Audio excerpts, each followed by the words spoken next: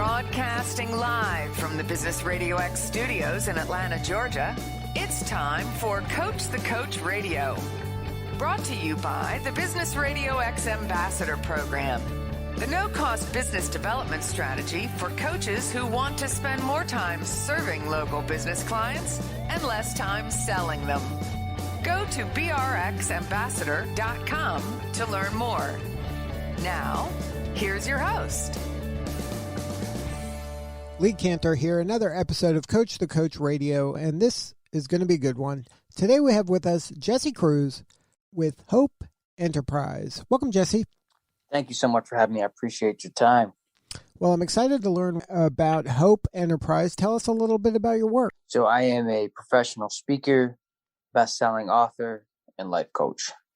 And specialize in any area? So yes, I specialize in personal development, grief, and loss. And what kind of drew you to this practice? So what drew this practice to me, I felt I was led here. I was called to do this. And that came from a circumstance a few years back. My wife and I were trying to have a child. And after years of trying, nothing happened. And then eventually one day she got pregnant. And so we were really excited. And then the challenging part that came with the pregnancy was that our child was supposed to be born in May. And she ended up being born in January. So she was born extremely premature. And so through that journey, she was put into a neonatal intensive care unit. And so every single day we watched her struggle to breathe. She had good days. She had bad days. We would watch her do well. Then we watch her flatline, come back to life, and then flatline again. And so it was very traumatic to go through that on a daily basis, not really knowing when her last breath was coming. And then after 42 days of her fighting, she passed away in flatline for the final time in our arms. And then obviously that left a mark. And what did you learn from that trauma? Well, in that traumatic time I went through, I went through some challenging moments of worry, anxiety, and depression, and stress, and fear, and extreme sadness. And I learned that my faith is not circumstantial. That's one of the biggest lessons I learned, and that no hurt should ever be wasted, and I went through tremendous hurt for years, and I still go through it on a daily basis. I have ups and downs like everybody else. But when you're taking your hurts and you're using it to heal not only yourself, but others, it gives the pain that you've gone through purpose. It gives the hurt a healing message. And so I wanted to take my most traumatic event, my most painful moment in time, and use it as a way, as a powerful message to help others heal from their pain. Now, what kind of led you to helping others in this way? Like, I know that you went through this, but at what point did you say, what I should be doing with this is to find other people or have them find me so I can share my story and I can help them navigate through this stress? Absolutely. So shortly after her passing, I just started writing in a journal every single day. And I noticed as I started to put pen to paper, I actually started to feel better. So it became like a therapy for me. And so I would start writing every single day. And I said, you know what, I'm going to turn this into a book, because since my writing is helping me heal, I believe that words have power. And I want to use these words of power to help impact other people. Since they're impacting me, I know it could help somebody else. And so as I started writing every day, I started to develop the skill and decided, this needs to get out to the world, because, this was put on my heart for a reason and a purpose. And I want to spread this message of hope to other people. Now, what was it like when that first person came to you and said, Jesse, I need some help? How does this work? Like, how much does it cost? What do I get? Like, how's this? Like, did you do anything like this before? So, I've been in the helping field for several years, but I never did it in such a way of, writing a book or getting up on a stage and speaking or coaching people one-on-one. But I remember being in shock when those first few people came up to me and said, your book touched my life. Your book changed my life. Your story brought me to tears. And having these people come up to me that I don't even know start opening up about their personal lives and their struggles and their pain, I'm still humbled by it, because it's just amazing to see how truly this old beautiful thing works together called life, and how my story is not just my story, because all of our stories are connected, because we all have moments of pain that we need help from others to get through. And so just so humbled and honored for people to reach out to me and say that the message that I'm sharing is making a difference in their life. Now, your organization is called Hope. Does Hope stand for something? Yeah, so Hope is helping other people every day. And so the mission with that is that the reason why Hope exists, I think, is because someone decided to help. And the reason we needed help is because we were hurting.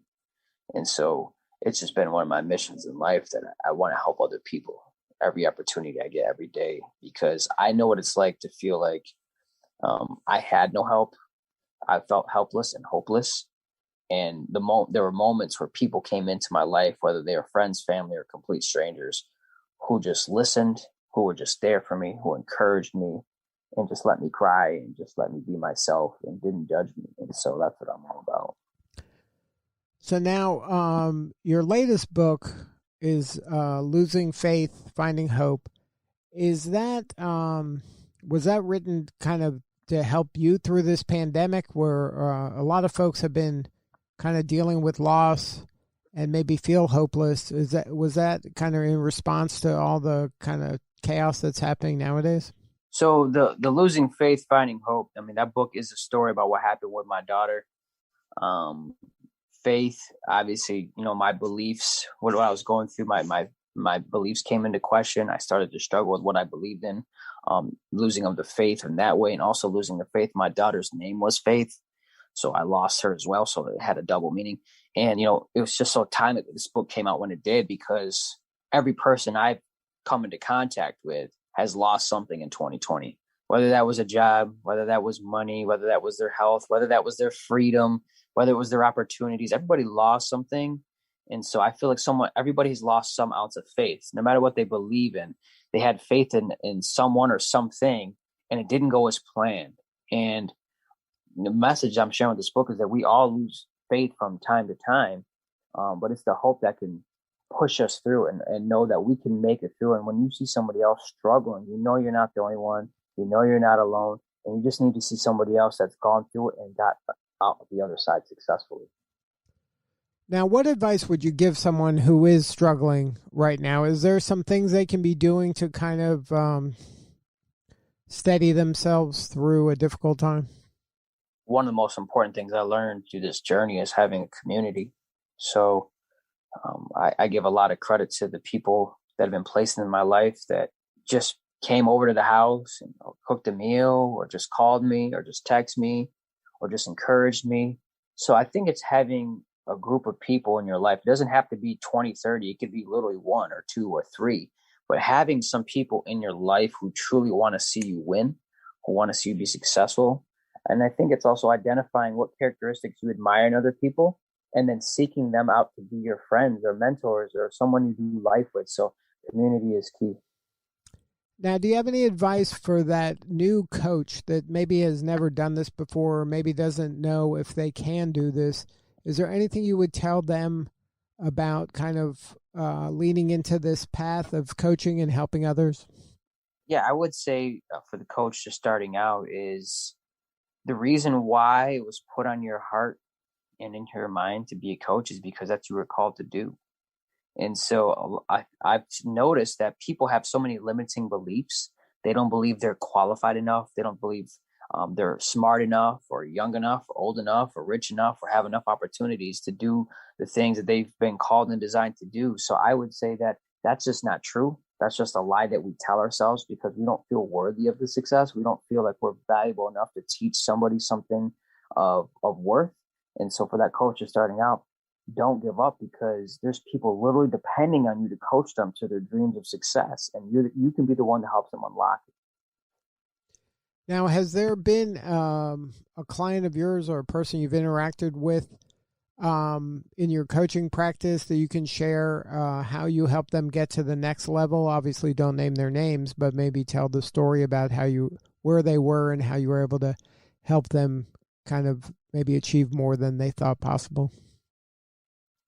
Yeah, I think in coaching, it's reminding people what they're already good at. You know what I mean? So I like to focus on the things that they do well and to build upon their strengths and remind them of their gifts and their talents and their skills and abilities. Because I think people, they second guess themselves and they forget about what they're good at. So as a coach, it's my responsibility to remind them of how great they are and the potential that I see in them. And that's something I try to work tirelessly on because people just forget about it. And I just want them to know that once you have someone in your corner who's holding you accountable, then you have more confidence in yourself because you don't want to let yourself down. You don't want to let your coach down. And you know that you've hired them for this reason to go to the next level. So when working with this client that I have now, we have built such a special relationship because, it goes beyond what we're talking about. It's a personal thing. It's like, I want to see you win in all areas of life, not just the area in life that I'm coaching you on, but all the other areas in your life that may connect with this topic. And so I think that's important that it's a holistic approach, that everything is all connected. So now, are you still doing speaking? Is speaking opportunities opening up, or are you doing it virtually now? So I've done some virtually. I have one coming up on a physical stage here this weekend. So I'm starting to see more opportunities here as we're getting later into this pandemic. So I'm looking forward to the next opportunity. And what types of groups typically hire you for speaking? I've spoken in schools, nonprofits, and churches. And if somebody wants to learn more, maybe get on your calendar for a speaking engagement or hire you as a coach, is there a website? Yeah, so on my website is jessecruzspeaks.com. Or they could also email me at authorjessecruz@gmail.com or jesse@jessecruzspeaks.com. Well, Jesse, thank you so much for sharing your story today. You're doing important work, and we appreciate you. Thank you so much. We appreciate your time. All right, this is Lee Cantor. We'll see you all next time on Coach the Coach Radio.